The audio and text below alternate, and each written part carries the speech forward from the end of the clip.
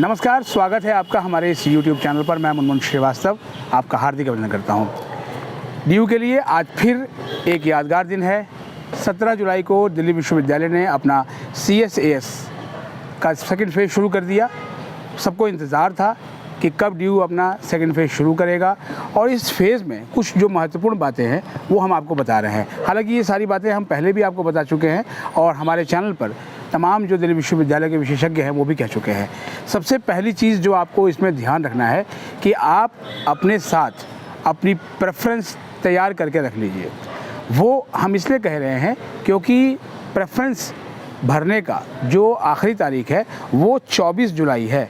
24 जुलाई को शाम के 4:59 तक ही आप अपनी प्रेफरेंस भर पाएंगे, क्योंकि इसके बाद जो है ये ऑटो लॉक हो जाएगा, यानी उसके बाद आप कुछ भी नहीं कर पाएंगे। यानी आपके पास जो 17 तारीख से लेकर और 23 तारीख तक का जो समय है, ये 6 दिन का, इसमें आप अपनी प्रेफरेंस अच्छे से बना लीजिए। एक बहुत से स्टूडेंट्स लगातार कमेंट लिख रहे थे कि करेक्शन विंडो कब खुलेगी।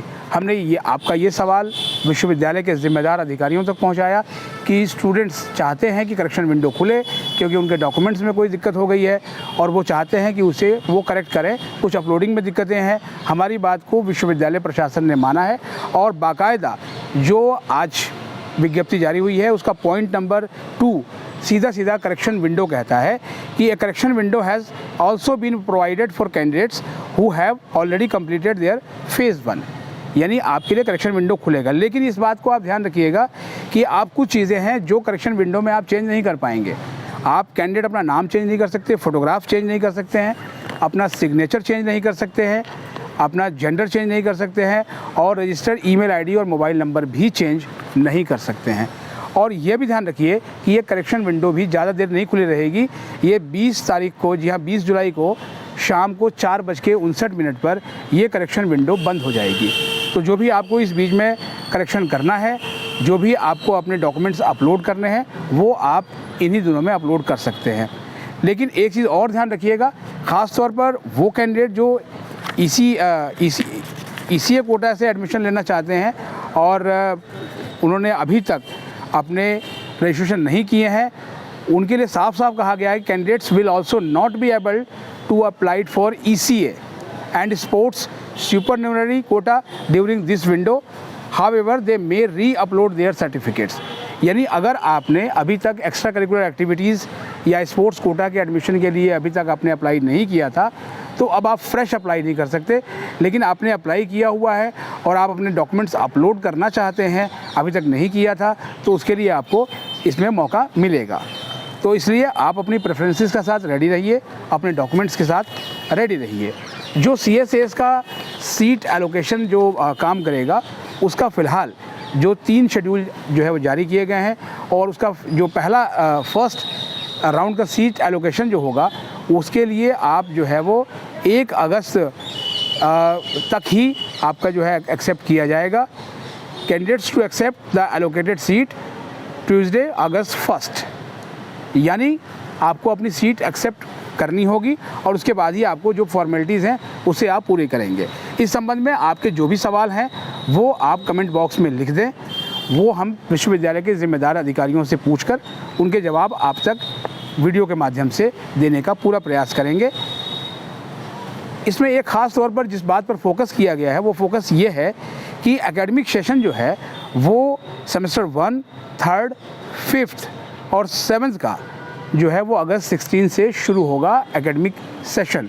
यानी जो एकेडमिक सेशन है वो 16 अगस्त को शुरू हो जाएगा। भले ही दाखिला प्रक्रिया उसके बाद भी चलती रहे, क्योंकि अभी तक जो प्रेस को जो शेड्यूल दिया गया है उस शेड्यूल के मुताबिक जो है दाखिला प्रक्रिया लगभग 26 अगस्त तक जो है वो है इस शेड्यूल के मुताबिक। और इसमें एक बात और भी कही गई है और वो ये है कि विश्वविद्यालय चाहे तो कोई भी माध्यम अपना सकता है सीट्स को भरने के लिए। और ख़ास तौर पर दिल्ली विश्वविद्यालय का जो एडमिशन ब्रांच है वो पब्लिक अवेयरनेस वेबिनार्स चलाएगा, जिसमें आपको लगातार जो है वो जानकारी मिलेगी। आप अपने सवाल वहाँ पर पूछ सकते हैं। ये 21 जुलाई से आपका शुरू होगा जो वेबिनार्स का सिलसिला। और इसके अलावा कुछ एडवाइस भी इस प्रेस रिलीज़ में दी गई है कि आप जो विश्वविद्यालय के इन्फॉर्मेशन बुलेटिन को बहुत ध्यान से पढ़ लें, क्योंकि कोई भी डिस्प्यूट अगर होता है तो उसके लिए विश्वविद्यालय का जो इन्फॉर्मेशन बुलेटिन है वही एक रेफरल के रूप में काम आता है। तो आप बुलेटिन को ध्यान से पढ़ें, DU की साइट को रोज़ाना देखें और कहीं भी किसी भी इन्फॉर्मेशन को आप जब ले रहे हैं तो उसे क्रॉस चेक ज़रूर कर लें। और हेल्प डेस्क जो है वो विश्वविद्यालय के एडमिशन ब्रांच में भी बनाया गया है। हमने इस पर एक वीडियो पहले भी आपको दिखाई थी कि किस तरीके से DU का स्टूडेंट सपोर्ट सिस्टम काम करेगा। ये सपोर्ट सिस्टम लगातार काम करेगा और आप जो है वहाँ अपनी जो है वो क्वेरीज रेज़ कर सकते हैं और उनके समाधान पा सकें। एक और आपके लिए अच्छी खबर है, जो DU के vice chancellor professor Yogesh Singh ने जो एडमिशन को लेकर प्रेस कॉन्फ्रेंस हुई थी उसमें मीडिया को बताया था कि जो पहले राउंड का जो सीट एलोकेशन होगा उसमें ही भी 20% एक्स्ट्रा एडमिशन वो करेंगे unreserve category, OBC, non criminal, EWS category में, और 30% जो एक्स्ट्रा अलॉटमेंट वो SC, ST और PWD कैटेगरीज में होगी। यानी हम मान के चल रहे हैं कि फर्स्ट राउंड के सीट एलोकेशन में जितनी सीटें पहले ऑफ़र की गई थी उससे बहुत अधिक सीटों पर एडमिशन होगा। यानी आपके लिए एडमिशन के कुछ चांसेस और बनेंगे। फ़िलहाल आज के लिए इतना ही। आप अपनी प्रेफरेंस जो है वो बनाना शुरू कर दें क्योंकि बहुत कम मौका है। हमने पिछले कई वीडियोस में आपको DU के ही फर्स्ट ईयर स्टूडेंट से बात करके बताया है कि कैसे उन्होंने अपनी प्रेफरेंस तैयार की थी और किस तरीके से वो कॉलेज में पहुँचे।